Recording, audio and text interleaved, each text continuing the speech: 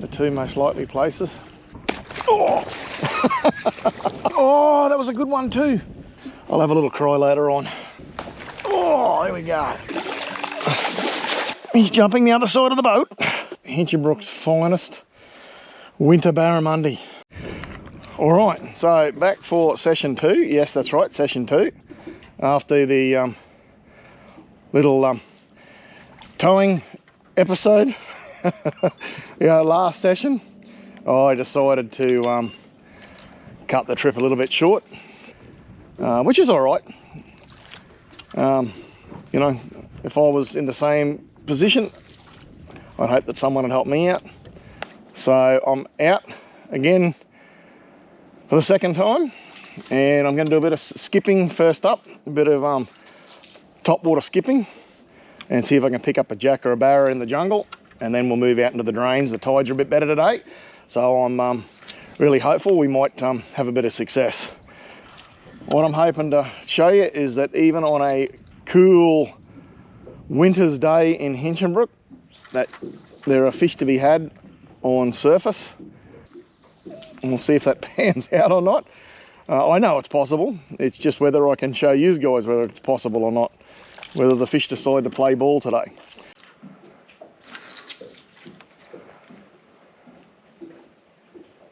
Oh. I was just going to say that's going to be tricky to get a fish out if I get one. Oh, he's actually working his way out. Oh. It's a jack. If I can, he's still on there. It wove its way into a few mangrove roots on the way in, and I had to wind back out on the way out. Oh, he's wedged around a mangrove root down there. All right, let's just hold us here, and we'll see if we can do a bit of doctoring to get him out. I'll give him a little bit of slack and a bit of a jiggle, so if he can try. Oh, I think he might have gone in deep. No, he's back out again. There we go. Sometimes you give them a little bit of freedom. Just a little, don't give them too much. Or I promise you, you won't see him again. A beautiful 40 centimetre Hinchinbrook winter jack. All right, belly goat out. Back to your home, mate. Oh, a little bit of a side slap. I always like throwing past the target if I can. At least a couple of metres. And I think for anything sitting on the snag, it builds a little bit of, I don't know, predatory instinct in them. A little bit of aggression. When they hear something coming closer and closer, it prepares them. They know something's coming. So wherever you can, throw past your target.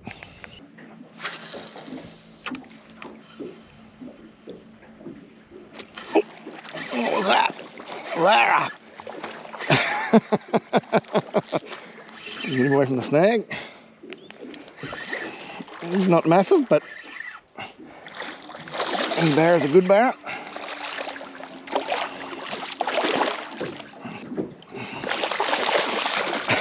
A bit of tail walking. The water's nice and cool, and he's still fairly active, which is good. I'm going to go down and grab my net and see if we can get him in. Wasn't terribly well hooked, but well enough. There we go. Beautiful hinchy barra. He's not legal, but in the at mid to low 50s, 53, 54 I think he was. Took that belly goat, slept it off the surface, coming through that snag. We'll get him back in the water and see if we can get a bigger one. All right, time for a change. It's nice and shallow. I've probably only got 20 minutes, half an hour before the tide drops too far. But it looks like I might have got it just on time, because in about 20 minutes I'm going to have to get out of here, or I'm here for the next 6 to 8 hours. We'll see if there's a barra starting to drop out onto these flats out from these mangroves.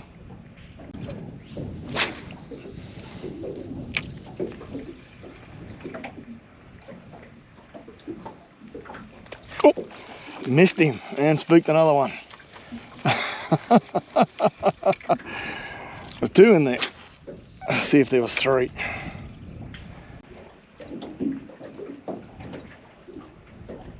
Oh! Oh, the closer they hit, the harder the heart starts pumping. I'll hold us here on spot lock.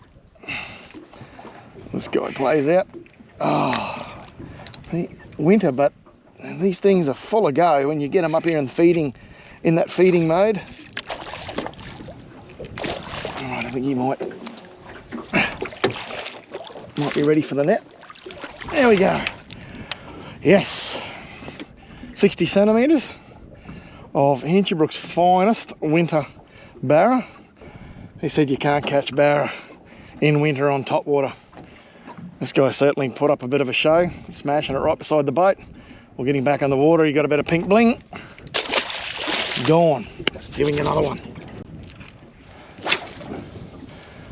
I think the secret to barra on top water in winter is to slow things down and don't use anything that's too aggressive. This little billy goat just ticks along the surface. They can track it. It's not really threatening.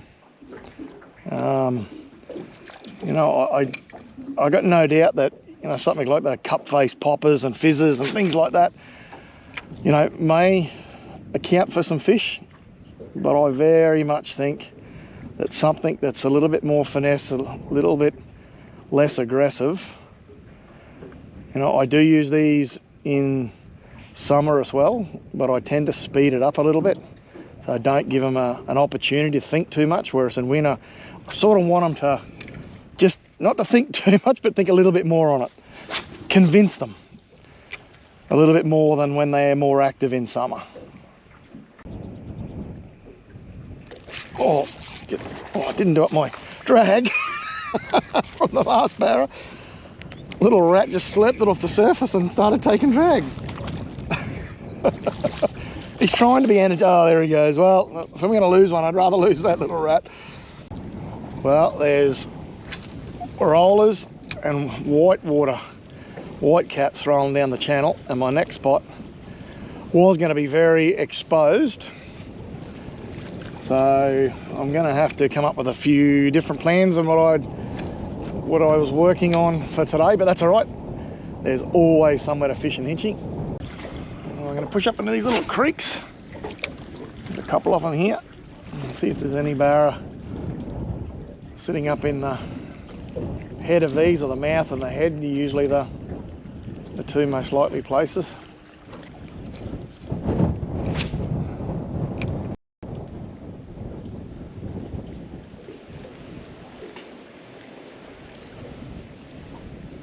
Oh, there we go.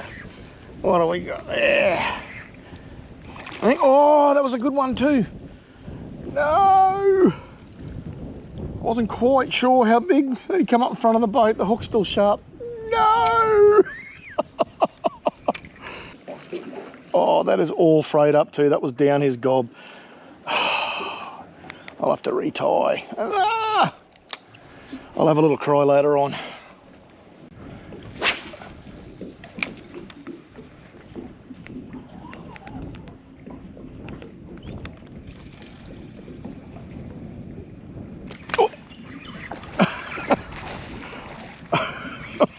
I paused for a second to straighten the electric up. Seriously, I moved it. No! How does that happen? Big single hook, nice and sharp. Oh, seriously. That is sharp. How does that happen? Tighten the drag up. Oh, these things are so frustrating. Finally, get a couple to bite, and they spit it. Well, despite my dummy spits, I am enjoying it. We are raising it. It is winter and it is top water, so we should be happy.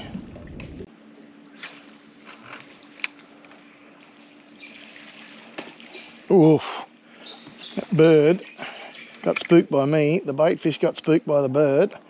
Not sure whether the camera caught that, and the barra come up and smacked the bait fish as soon as they started spraying. I'm going to go up there, see if I can get him to take my offering.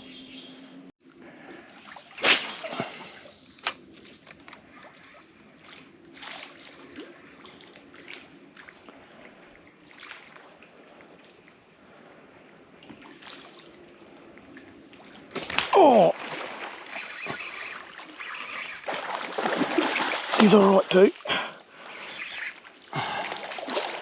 Now, all that hook's down. Which side is he going? All right, he'll have to go that side now. Oh, there goes another one.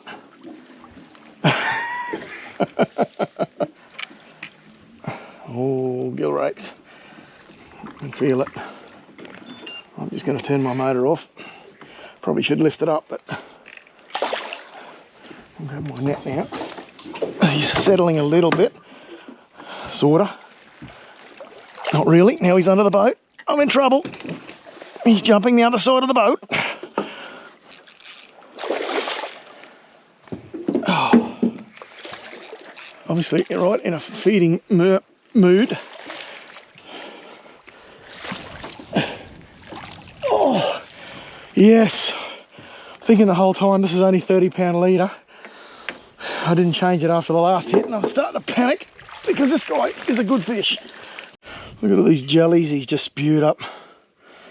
Spewed up in the net and they're all stuck to him. That's what they're gorging themselves on. Well and truly down there, and that's pretty scuffed up. Just a smidgen over 70 centimetres of Hinchinbrook's finest winter barramundi. Had a mate there, but I think he's buggered off too. Scared him both, but that's okay. I got one. That's a beautiful fish. If you get one of these every trip, you'd be more than happy. All right, we're getting back on the water. Oh, gone. Oh, love chasing barra in winter. And when you can get them on surface like that, that's something special. Well, that looks a little bit ominous. It is heading away from us, but over there, trust me when I say it looks even more ominous. Dropped a couple, caught a couple. I'm going to head back to get close to that ramp. I'll catch you next time.